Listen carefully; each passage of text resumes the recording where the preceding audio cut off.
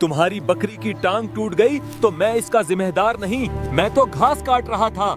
चले जाओ वरना ना मार दूंगा। चरवाहा समझ नहीं सका कि घसियारा नाराज क्यों हो रहा है। उसने एक आदमी को आवाज दी जो घोड़े पर सवार था और कहा, मैं बहरा हूँ, मुझे समझ नहीं आता कि ये मेरा तोहफा कबूल क्यों नहीं कर रहा। मैं बहरा हूँ, मुझे समझ नहीं आता कि ये मेरा तोहफा कबूल क्यों नहीं कर रहा। उसके बाद चरवाहा और घसियारा दोनों उस मुसाफिर से चला चला कर बातें करने लगे।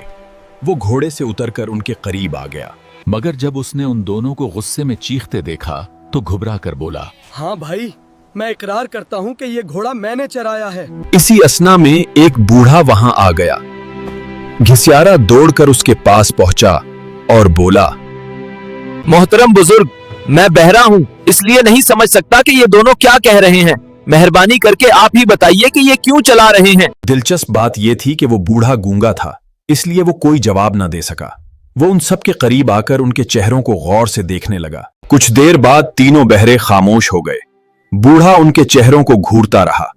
उसकी आंखें स्याह और चमकदार थीं। वो असल हकीकत जानने की कोशिश कर रहा था, मगर तीनों को ये खौफ लाहिक हो गया कि कहीं ये बूढ़ा उन पर जादू ना कर दे। चुनांचे चोर फौरन घोड़े पर सवार होकर तेजी से भाग गया। चरवाहे ने जल्दी जल्दी अपनी बकरियां जमा कीं और उन्हें हाँक कर घर की तरफ रवाना हो गया। घसियारे ने नजरें झुका लीं, घास का घुटरा कंधे पर रखा और तेजी से अपने घर की तरफ चल दिया। बूढ़ा उन्हें जाते देखता रहा और चंद लम्हों बाद वो भी वहां से चला गया।